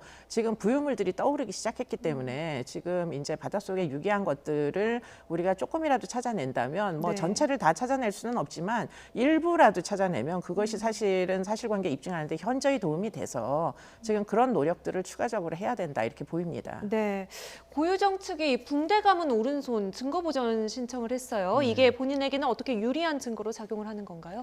글쎄요, 이제 그렇게 쓰고 싶어서 증거 보전이라는 게 다른 게 아니라 이게 그러니까 지금 어떻게 보면 치료를 하고 있는 과정이었고 치료가 다 됐기 때문에 뭐 촬영이라든가 이런 기록 같은 걸 남겨놓지 않으면 어떤 부위를 어떻게 다시는 기록 가치를 남겨놓지 않으면 나중에 재판할 때 증거로 쓸 수 없기 때문에 그 부분을 이제 검찰에서도 조사할 때 그 기록에 포함시켜 달라고 신청을 한 거거든요.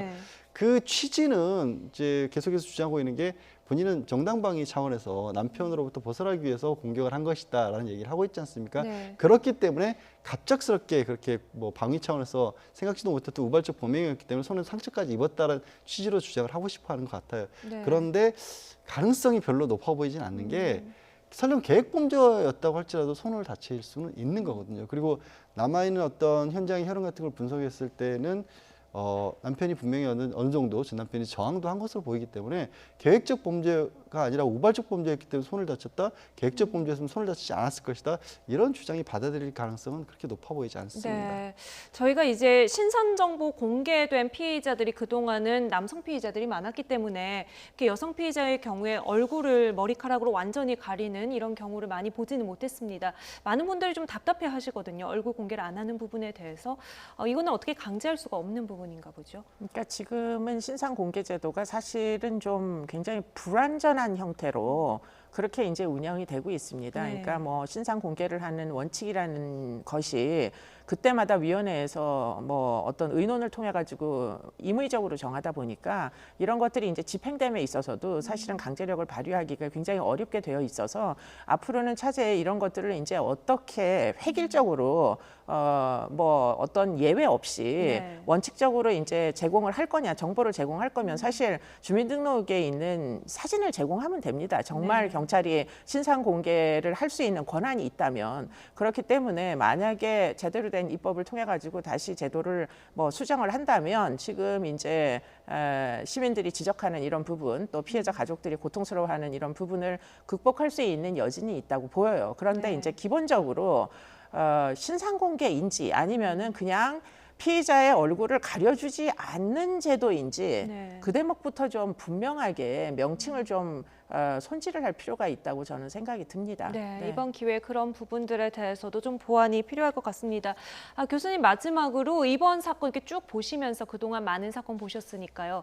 가장 조금 이해가 안 되는 부분 또는 보시면서 가장 놀라웠던 부분들 그리고 앞으로 수사기관이 이 부분에 좀 집중을 해서 수사를 해줬으면 좋겠다 하는 게 있으신가요? 그러니까 다행히도 지금 의붓아들의 억울한 죽음일 개연성이 굉장히 높은데 그 부분에 대해서 철저히 수사를 하겠다는 의지를 지금 가지고 있는 것은 굉장히 의미가 있다 이런 생각이 들고요. 그리고는 여전히 이제 증거물 훼손된 시신을 찾기 위한 노력을 하는 것도 경찰이 꼭 해줬으면 하는 일이다 이렇게 이제 보입니다. 그러나 그럼에도 불구하고 초등 단계에서 굉장히 이제 실종 신고가 이루어지는 그 시점에 뭐 여러 가지로 이제 경찰이 빨리 움직이지 못한 부분은 어떻게 해서든지 간에 유사한 사건이 또 발생할 수도 있기 때문에 제도 개선을 해야 될 필요가 있고 그리고는 이제 지금 특히 이제 이 특수한 지역에서 현장 보존이 안 된 거 이건 정말 있을 수가 없는 이야기예요. 살인 사건이 일어났는데 현장 보존이 안 되고 어떻게 펜션 주인이 그렇게 흔적을 다 지우도록 허용을 했는지 이해가 잘 안 됩니다. 그 부분에 대해서는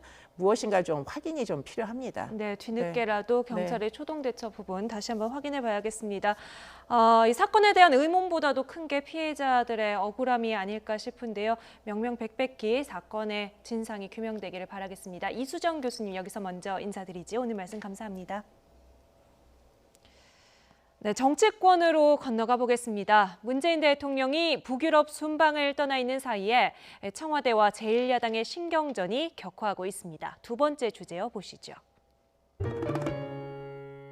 자로잰 듯한 패스처럼 또 신내린 퍼팅과 같은 패스처럼 추경이 이와 같아야 한다고 생각합니다. 적재적소에 정확한 규모로 타이밍을 맞춰 추경 예산을 투입하는 역할을 우리 국회가 해야 합니다.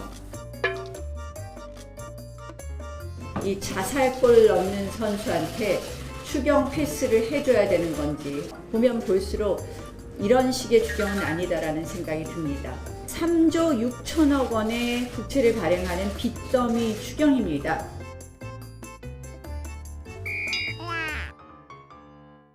기적 같은 승리의 동력은 원팀 정신으로 꼽히고 있습니다. 10대 후반의 청년들도 원팀의 중요성을 알고 있는데 이 정권은 피아 식별조차 못하는 정말 소화병에 걸려 있는 것 같습니다. 정당에 대한 평가는 선거를 통해 내릴 수 있음에도 불구하고 내년 4월 총선까지 기다리기에 답답하다, 못 기다리겠다라는 질책으로 보입니다. 야당은 힘을 합쳐 뛰어야 하는 원팀입니다. 우리 정치권이 이강인 선수와 같은 모습을 갖춰야 합니다.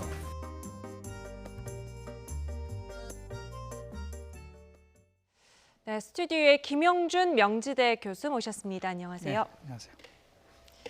네, 청와대 정당 해산 그리고 국회의원 국민소환제 청원에 대한 답변을 둘러싸고 오늘도 공방이 이어졌습니다. 자유한국당 황교안 대표가 오늘 청와대 참모를 정면 겨냥해서 쓴소리를 쏟아냈는데요. 다시 한번 들어보고 오겠습니다. U20 국가대표 선수들이 4강을 넘어 결승에 갔습니다. 기적 같은 승리의 동력은 원팀 정신으로 꼽히고 있습니다.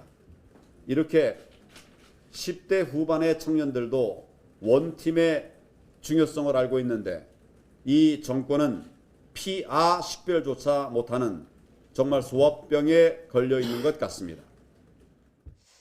네, 언젠가부터 우리 정치권이 비유법을 아주 재미있게 쓰는 것 같습니다. 네. 그런데 국민이 웃으면서 못 보는 게 문제인 것 같죠. 오늘 황교안 대표 발언은 조금 좀 수위가 조금 민감할 수 있겠다, 높을 수 있겠다 이렇게도 보이는데요. 어떻게 보셨어요? 글쎄요. 근데 제가 보기에는 반은 맞고 반은 좀 이제 이해하기 힘든 부분들이 있어요. 네. 그러니까 원팀을 얘기를 할 때 좀 선진 의회 민주주의를 추구하고 있는 나라들은 이 세 가지 공통점이 있어요. 특히 이제 미국의 예를 들면은 여야가 함께 행정부를 견제한다는 겁니다. 네. 그런 면에서 보면 그건 원팀이라고 볼 수가 있는 것이죠. 왜냐하면 상권 분립이 돼 있어야 되니까. 두 번째는 외교 안보는 분명히 초당적으로 합니다. 네. 어떤 경우로든 간에. 세 번째가 이제 국가가 재난에 처했을 때는 대통령한테 힘을 다 실어준다는 거예요. 네. 그러니까 이제 지금 황교안 대표가 얘기했을 때 그 원팀이라는 것에 대한 범위가 뭔지가 명확하지가 않은 거죠. 네. 그러니까 예를 들어서 여야가 함께 지금 우리 대통령에 대한 부분, 제가 처음에 얘기했었던 그렇게 해서 건강한 정부를 만들자, 네. 그런 의미에서의 원팀을 얘기하는 것인지, 아니면은 지금 이제 대통령이 해외에 나가 있으니까 이 초당적으로 이 부분에 대해서 힘을 실어주자고 얘기하는 것은 아닐 거란 말이에요. 네. 그래서 이게 조금 이제 비유를 했는데, 한편으로는 국가가 굉장히 위기에 처했을 때 여야가 한 팀, 원팀으로 하자는 거는 맞는데, 네. 정권 뭐 경쟁을 쓰고 원팀 한다는 거는 그거는 정당 정치와는 맞지는 않아요. 근데 다만 이제 그 조금 전에 말씀하신 것처럼 청와대 참모들이 한국당을 이제 공격하는 것에 대해서 비판하면서 이제 원팀 얘기를 했었었는데, 네. 그게 이제 명확하게 들어오는 것 같지는 않다는 생각이 좀 듭니다. 아무래도 지금 축구가 네네. 아무래도 이슈가 되다 보니까 정치권 여기저기서 이제 축구를 활용해서 빗대어서 정치적인 분석을 하는 것 같습니다. 근데 피하 식별이 안 되는 소아병이다. 좀 이 부분은 기존에 이제 한국당에서 여러 가지 청와대를 향해서 쓴소리가 많이 나왔기 때문에 아무래도 청와대에서 조금 민감하게 받아들일 수 있을 것 같거든요. 뭐 최근에 막말과 관련된 논란들이 굉장히 많이 있었었죠. 그리고 이제 상당수 자유한국당에서 나온 얘기들도 있었고, 근데 뭐 대변인이라든가 뭐 원내대표 이런 분들조차도 상당히 수위가 높은 얘기들을 하셨지 않습니까? 그런 상황에서 사실 약간 좀 의아하긴 해요. 뭐가 의아하냐면 황교안 대표가 그런 부분들이 뭐 많은 국민들이 지적을 좀 하는 걸 좀 아프게 느끼셨는지 이 당에서도 막말은 좀 조심해야 된다. 네. 지나친 발언을 하는 거는 결코 우리 당에도 도움이 되지 않는다라면서 일종의 경계령을 내리셨단 말이에요. 그러면서 그런데도 불구하고 주변에서 계속해서 나오니까 황교안 대표가 나섰는데도 불구하고 지금 의원들이 말을 좀 안 듣는 게 아니야라는 얘기도 또 나왔었는데, 네. 이번엔 다시 본인이 직접 나서셔서 지적하신 것처럼 상당히 듣기에 따라서 굉장히 세게 들릴 수 있는 그런 말씀을 하셨단 말이에요. 그러니까 이게 좀 지난주부터 이번 주 오늘까지 보면 일관성이 좀 많이 떨어진 것 같다라는 생각도 들기도 하고, 한편으로는 이 자당의 어떤 의원들에 대해서 막말이라고 얘기한 부분들이 당 내부에서는 당대표에 대해서 그다지 좋게 받아들이지 않은 게 아니냐. 뭐 일부 의원도 아니 가서 얘기 한마디도 제대로 못하는 걸 왜 당대표가 자당 의원들을 그렇게 오히려 더 자제를 시키느냐라고 네. 그런 어떤 좀 반론도 나오지 않았습니까? 그런 부분을 다시 받아들여서 뭐 계속해서 어떤 좀 강경한 모습을 보이는 쪽으로 선회를 하신 건지, 하여튼 제가 말씀드린 것처럼 지난주부터 오늘까지의 어떤 말씀들은 좀 앞뒤가 좀 잘 안 맞는 부분들이 있어 보입니다. 네, 이 원팀으로 가는 첫 단계가 국회 정상화라면 네. 청와대가 나서서 재를 뿌리고 있다. 이게 나경원 원내대표의 이야기입니다. 직접 듣고 오시죠. 대통령부터 시작해서 청와대가 전면에 서서 국회를 농락하고 야당을 조롱하는 정말 하지하책을 쓰면서 야당을 압박하면서 실질적으로 물밑 대화를 하거나 우리를 설득하는 노력은 전혀 하고 있지 않습니다. 어제 아침에 정양석 수석이 기다리다 못해서 청와대 정무수석에게 전화 한 번 했습니다. 답변 준다 그러더니 오늘 아침에야 전화가 왔습니다. 이런 청와대가 과연 이런 청와대랑 우리가 이야기가 되겠습니까? 국회가 힘들게 하고 있는 일 정말 청와대가 재뿌리고 있습니다. 네, 청와대가 야당을 조롱하고 압박하면서 재를 뿌리고 있다. 이게 자유한국당의 분석인데 두 분은 어떻게 보셨어요? 그 청와대 국민청원 답변이요. 저는 지금 강기정 정무수석이 두 가지 면에서 실수를 했다고 저는 봐요. 네. 왜냐하면 첫 번째 실수는 뭐냐면 그 정당에 대한 해산 청구는 우리 헌법적 사항입니다. 우리 헌법 제8조 4항에 이렇게 나와 있습니다. 정당의 목적이나 활동이 민주적 질서에 위배될 때는 예. 정부가 헌법재판소에 정당 해산을 제소할 수 있다라고 돼 있단 말이에요. 네네. 그러니까 실제로 보면은 정당 제소는 정부가 할 수 있지만 최종적으로 해산을 결정하는 거는 헌법재판소예요. 네. 그런데 뭐라고 얘기했냐면 정당 해산 청구는 정부의 권한이기도 하지만 주권자 아닌 국민의 몫으로 돌리는 것이 이게 논리적으로 말이 안 맞는다는 거예요. 헌법에 전혀 사항이 없는데 어떻게 정당 해소 청구를 국민의 몫으로 돌려드릴 수가 있어요. 이런 면에서 봤을 때 이게 의도적이 아니냐라는 오해를 받을 수 있는 부분들이 오히려 그 선에서 끝쳤어야 된다는 거예요. 그러니까 이거는 민주적 질서에 위배되지 않기 때문에 정부로서는 청구를 할 수 있지 않겠다라고 했었으면 끝나야 되는데 거기다가 지금 이제 달았단 말이에요. 정당 해산에 대해서 국민들이 4월 총선까지 기다리기가 굉장히 어렵다라고 얘기를 하면서 이런 얘기를 했어요. 국민 정당 해산에 대한 청원은 국민이 정당에 대해서 갖고 있는 나름대로 준엄한 심판이다. 이렇게 얘기를 했단 말이에요. 그럼 이게 지금 제가 볼 때는 강기정 그 수석이 이걸 너무 지나치게 세게 얘기한 것 같은데요. 만약에 지금 대통령 탄핵에 대한 청원이 20만 명이 넘었습니다. 그럼 똑같은 논리로 얘기를 해가지고 지금 국민들이 대통령의 탄핵을 청원한 것은 국민의 준엄한 심판이다. 이렇게 얘기하면 어떻게 돼요? 말이 안 되잖아요. 이런 면에서 봤을 때 너무 강기정 정무수석은 여야 끊임없이 협조를 통해서 정상화시키는 일을 해야 되는데 자꾸만 대립으로 가는 거는 저는 바람직하지 않다고 봅니다. 비슷한 얘기를 나경원 원내대표도 빗대어서 이야기를 했는데요. 양 변호사께서는 어떻게 보셨습니까? 뭐 좀 야당 입장에서 세게 들릴 수 있다는 부분도 있어요. 그런데 이거는 기본적으로 누구에 대한 답변인지를 좀 생각을 해봐야 될 것 같습니다. 이거는 분명히 자유한국당의 해산 청원이 183만 명, 그리고 민주당에 대한 해산 청원이 33만 명의 청원인에 대한 답변인 거예요. 그렇기 때문에 그분들이 어떤 식으로 해서 우리에게 요구를 했는지는 알겠다. 그런데 그렇게 할 수는 없다라고 얘기를 한 거 아니겠습니까? 그러니까 앞에 그분들이 어떻게 생각하는지에 대한 나름대로 소신을 얘기를 하신 거고, 사실 이제 양 당에 대한 청와대 국민청원을 봤었을 때 많은 댓글들이 어떤 내용들이 저는 좀 그때 당시 한참 진행될 때 기억이 남냐면, 우리가 청원을 하면서 이게 실제로 청와대가 이런 일을 할 수 있거나 하리라고 기대하고 있는 게 아니다. 그러니까 제발 자유한국당이나 혹은 또 민주당에 대해서 청원한 분들은 이 당들이 국회에서 그런 모습들 좀 보이지 말아달라라는 것을 촉구하는 의미에서 이 청원에 나선 것이라는 분들이 참 많았거든요. 그러니까 그런 얘기를 원론적으로 사실 강기정 수석도 얘기를 했다고 볼 수 있고, 이제 민주적 기본 질서에 위반되지 않는다라는 말씀을 하는 건 사실 좀 위험할 수 있을 것 같아요. 무슨 말이냐면 그거는 이게 정당 해산 청구 요건에 해당하는지 안 하는지를 본인이 판단하겠다는 얘기거든요. 그러니까 그걸까지 판단하게 되면 문제가 더 심각해질 수 있기 때문에 그냥 이거는 정치권의 몫이다라고 돌려드렸다. 그런 의미로 좀 해석을 하면 좋겠습니다. 말씀을 듣다 보니까 뭐 청원을 올린 국민들의 목소리에는 정치권이 조금 주목을 안 하고 서로의 이야기만 듣고 공격을 하고 있는 건 아닌가, 좀 이런 생각도 듭니다. 앞서 황교안 대표의 조금 발언 수위가 살짝 높아진 부분들 언급을 해봤는데, 이게 당 내부적인 어떤 요소들이 작용을 하고 있을까요? 지금 내부에서 황교안 대표에 대한 어떤 우려라든지 불만 같은 것들이 조금씩 나오거든요. 두 개의 상반된 지금 트랙이 있어요. 예를 들어서 장제원 의원 같은 경우는 이게 지금 당대표라든지 원내대표 이미지 정치로 가니까 좀 빨리 그걸 정상화시키자라고 하는 그러한 또 그 하나의 트랙이 있고, 또 다른 트랙은 왜 자꾸만 막말에 대해서 이걸 막느냐. 더 나쁜 거는 비겁한 침묵이다. 그래서 이 부분에 대해서는 황교안 대표가 그렇게 강하게 해서는 안 된다라는 이 두 가지의 상반된 트랙이 있기 때문에 여기서 무엇인가를 이제 절충점을 찾아야 되는데, 여하튼 많은 부분 속에서 지금 황교안 대표가 아직까지는 뭐 정치 입문한 지 얼마 되지 않고 있기 때문에 여하튼 간에 당내에 여러 가지 의견을 수렴할 수밖에 없는 부분들이 있어요. 그런데 분명하게 말씀을 드리는 거는 어느 일정한 수준으로 가져가게 됐을 때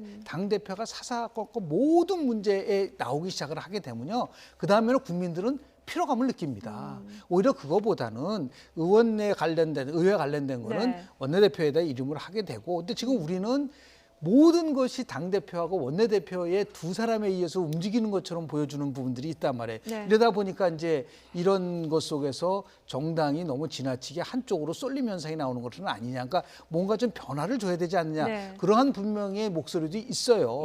그래서 이런 것들이 다 같이 함께 크게 예를 들어 정부에 대해서 비판을 하면서 저는 어떻게 느껴지냐. 이제는 거의 정상화가 거의 다 됐구나 생각이 좀 듭니다. 그러니까 마지막으로 최종적으로 비판을 하고 그리고 나서 이제 결국은 국회 정상화 쪽으로 갈 수밖에 없죠. 저는 그래서 주말을 지나면서 제가 YTN에 나와서 이거는 구분능선을 넘었다고 항상 얘기하는 이유가 뭐냐면, 이제는 더 이상 방치해서는 안 된다라고 하는 공감대가 있기 때문에 그러한 끝부분에 아마 황 대표가 당내에 이 불만을 나름대로 해소하는 차원에서 오히려 강하게 얘기하지 않았나 생각을 좀 합니다. 네. 앞서 나경원 원내대표가 전화 이야기를 해요. 정무수석이 전화를 한 번 안 한다 이런 얘기를 하면서 난데없이 공방이 벌어지기도 했는데 원래 정무수석이 이제 좀 국회와 물밑 교섭을 좀 하는 이런 자리잖아요. 네, 그렇죠. 근데 사실 이런 겁니다. 두 분이 뜬금없이 이제 진실사건 게임 비슷하게 얘기를 하고 있는데 그러면서 지금 화면에 나온 것처럼 한 번도 연락도 제대로 안 했다. 제1야당 때 원내대표에게 이래도 되는 거냐라는 식의 얘기를 했고 거기에 대해서 이제 청와대 정무수석 같은 경우는 청와대가 개입을 하면 네. 이게 국회에 청와대가 개입한다라고 했기 때문에 빠져 있으라고 하지 않았냐. 그리고 지금 사실 자유한국당은 원외에 계속해서 50일 넘게 있지 않습니까? 네. 그거를 직접적으로 청와대가 나서게 된다면 아까 이제 황교안 당대표의 처음에 원팀이라는 얘기에도 저도 약간 고개 갸웃거렸던 부분 하나가 국회에서 원팀이라고 하면 최소한 여당을 가리켜서 원팀이라고 해야 되는지 왜 청와대에 대해서 원팀이라는 얘기를 꺼냈을까라는 생각도 들었거든요. 그러니까 지금 의회 정치가 정상화되어 있지 않은 가운데서 네. 청와대를 직접적으로 끼어들려고 하는 거는 또 나경원 원내대표 아니라 각 당들이 늘 얘기하는 것 중에 하나가 당과 청은 분리돼야 된다는 얘기를 그렇게 자주 강조를 하면서 왜 이 문제 해결에 청와대도 또 적극적으로 안 나서는 것 마치 나를 홀대한다는 식으로 얘기를 하시니까 과연 이게 어느 쪽을 맞춰야 되는 건지 네. 좀 헷갈리긴 합니다. 근데 네. 그렇지 않아요. 왜냐하면 지금 가장 큰 문제가 나경원 의원이 얘기한 거는 뭐 했느냐 안 했느냐 그 문제가 아니라 결국은 집권당이 자율적으로 협상을 임하지 못한다는 것을 빗대어서 얘기를 한 거예요. 네. 그러니까 결정적인 거는 청와대가 모든 것을 쥐고 있기 때문에 수직적 통치 관계가 있기 때문에 오히려 이해찬 대표가요. 실은 이렇게 됐을 때는 이걸 꼬인 거를 풀어줄 수 있어야 되는데 오히려 민주당의 당 대표가 뭐 도둑놈이라고까지 얘기할 네. 정도로 막 공격을 하니까 이거는 결국은 집권당은 청와대만 보는구나. 그럼 이 문제를 풀 수 있는 거는 청와대밖에 없구나. 당연히 그 청와대가 우리랑 연락할 수밖에 없다. 이거는 네. 지난 박근혜 정부 때도 똑같았어요. 그러니까 집권당이 좀 자율성을 가지고 전권을 가지고 협상에 임했으면 좋겠다는 생각을 좀 합니다. 네, 집권당이 좀 어떤 카드를 던져줄지 모르겠습니다. 지금 민주당이랑 바른미래당은 한국당을 향해서 국회 정상화 최후 통첩을 날려놓은 상황인데요. 두 당 원내대표의 목소리 이어서 들어보시죠. 어려운 한국 경제, 이강인 선수의 자로잰 듯한 패스처럼 또 신내린 퍼팅과 같은 패스처럼 적재적소에 정확한 규모로 타이밍을 맞춰 추경 예산을 투입하는 역할을 우리 국회가 해야 합니다. 국회를 열 수 없다면 국회를 열겠다는 정당만이라도 국회 문을 열어라 이런 요구에 직면한 우리는 마냥 자유한국당을 기다릴 수만은 없습니다. 우리는 국정을 책임지는 집권 여당으로서 마냥 놀고 있는 국회라는 이 비난을 방치할 수도 없습니다. 그래서 우리가 할 수 있는 것부터 먼저 준비해 나가고자 합니다. 양 당에 이번 주말에 정상화가 되지 않으면 저희 바른미래당은 독자적으로 정상화를 위한 행동에 개시를 하겠다 이렇게 최후 통첩을 했습니다. 네, 지금 두 당에서 다 나오는 이야기가 마냥 기다릴 수 없다. 그리고 독자 행동을 하겠다. 단독 소집 이야기를 하는 것 같아요.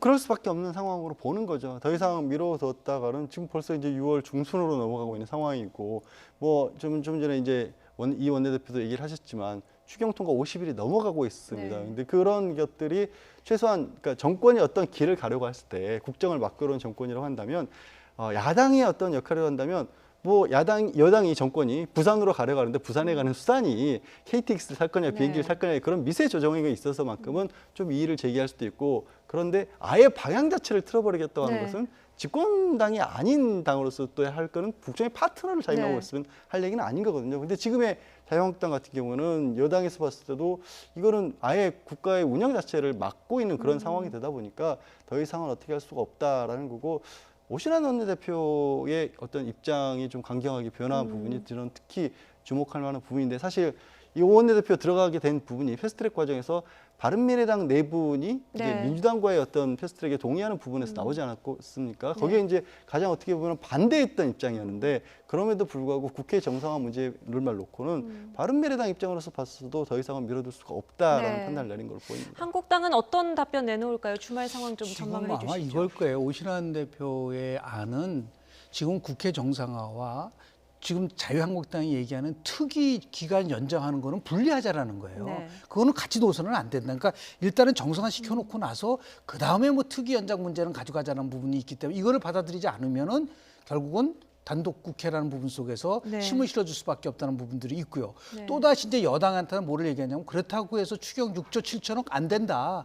이거는 분명히 추경 예산 중에서 꼭 필요한 부분들 약 3조 정도만은 도와주겠다라고 얘기를 하고 있기 때문에 이 두 가지를 다 양쪽에다 다 내놓고 있는 거예요. 그러니까 네. 여당에도 그렇고 야당에도 그렇고 중요한 거는 뭐냐면 그런 의미에서 제가 구분응선을 넘었고 정상화 갈 수밖에 없다는 거는 빨리 이제는 국회 정상화에 대해서 합의를 하고 네. 그리고 나서 추경의 규모라든지 아니면 특위 연장에 대한 문제라든지 이런 건 그렇지만 전제가 있습니다. 그건 뭐냐면 여당이 최종적으로 마지막으로 양보한 그러니까 패스트 트랙에 합의를 원칙으로 한다는 게 아니라 그 내용에 대해서는 지금 자유한국당도 네. 받아들였다고 얘기를 하고 있기 때문에 이제는 뭐 이걸 가지고 더 이상 계속해서 논쟁을 한다는 거는 네. 오히려 역풍을 불 수가 있기 때문에 저는 자연스럽게 다음 주 초 되면 네. 정상의 길을 가지 않을까 생각을 좀 합니다. 네.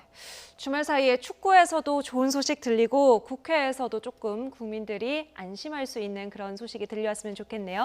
지금까지 양지열 변호사, 김영준 명지대 교수와 함께했습니다. 두 분 말씀 감사합니다. 네, 고맙습니다.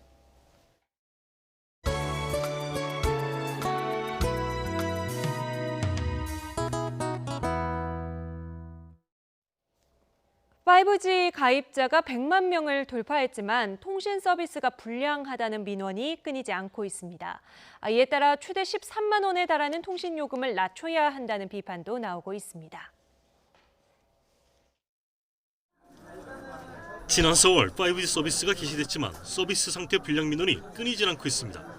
핵심은 잦은 끊긴 현상과 통신 속도가 4G와 별반 차이가 없다는 겁니다.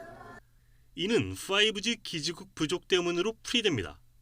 현재 5G 기지국 수는 6만여 국으로 정부 기준 45만 국의 13% 수준에 불과합니다.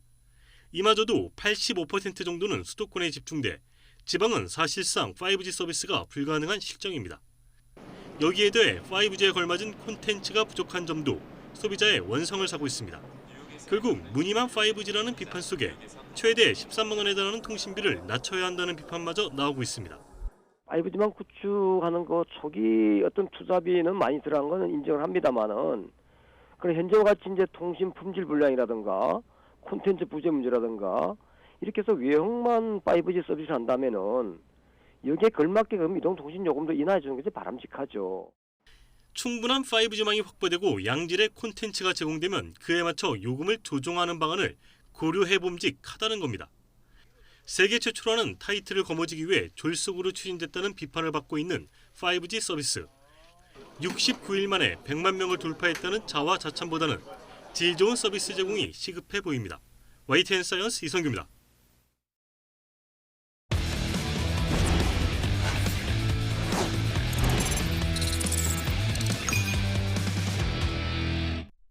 프로야구 롯데와 사흘 연속으로 연장전을 벌인 LG가 4대3으로 이기며 4연승을 달렸습니다. LG는 3대3으로 맞서던 연장 10회 말 투아웃 만루에서 김현수가 1루 쪽 내야 안타를 쳤고 롯데 손승락의 베이스 커버가 늦으며 3루 주자가 홈을 밟았습니다.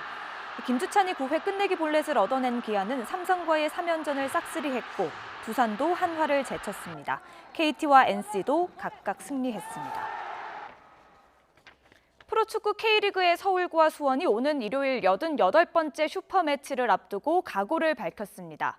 수원의 이임생 감독은 다양한 측면 공격 루트가 나올 수 있도록 보완해서 경기에 나서겠다고 밝혔고 서울의 최용수 감독은 염기훈 등이 나서는 수원의 왼쪽 측면 봉쇄에 힘쓰겠다고 맞받았습니다. 괴력의 장타자 팀버크가 KB 하나은행 인비테이셔널의 스페셜 이벤트 롱 드라이브 챌린지에서 우승했습니다. 328.1야드를 기록한 시원한 드라이버샷 직접 확인해 보시죠.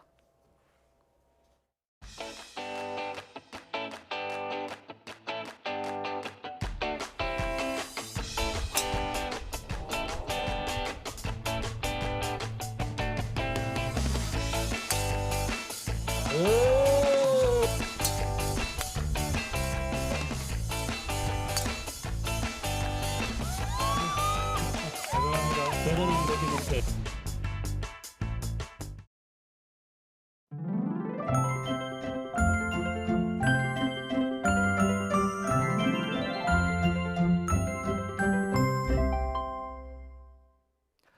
오늘 한여름 더위가 기승을 부렸습니다. 아직 6월 중순이지만 7월 하순처럼 기온이 크게 올랐는데요. 오늘만큼은 아니지만 내일도 제법 덥겠습니다. 우선 내일 서울 아침 기온이 18도로 아침에는 선선하겠고 한낮에는 27도까지 기온이 오르는 등 오늘보다는 낮지만 예년과 비슷해 덥겠습니다. 내일 대체로 맑다가 낮부터 구름이 많이 끼겠습니다. 또 제주도는 아침부터, 남해안은 오후부터 비가 오겠고 영서와 남부 내륙에도 오후 한때 소나기가 지나는 곳이 있겠습니다. 예상되는 비의 양은 5에서 30mm로 많지 않겠습니다. 내일 비가 내리지 않는 내륙 지역은 자외선이 무척 강해지겠고 오존 농도가 나쁨 수준을 보이는 곳이 많겠습니다. 외출하시는 분들은 자외선 차단제 꼼꼼히 바르고 오존이 많이 생성되는 차도에서 멀리 떨어져서 다니시기 바랍니다. 내일 아침 기온 오늘보다 1도에서 3도가량 높겠습니다. 서울 18도, 대전 18도, 광주 18도, 부산 19도로 예상됩니다. 낮 기온은 오늘보다 2, 3도가량 낮겠습니다. 서울 27도, 대전 27도, 광주 26도, 부산 24도로 예상됩니다. 이번 주말에도 예년 수준의 여름 더위가 이어지겠습니다. 또 토요일에는 내륙 곳곳에 소나기가 지나겠고 동해안에는 토요일 오후부터 일요일 오전 사이에 비가 내릴 것으로 전망됩니다. 지금까지 날씨 정보였습니다. 목요일 뉴스나이트 마칩니다. 편안한 밤 보내십시오.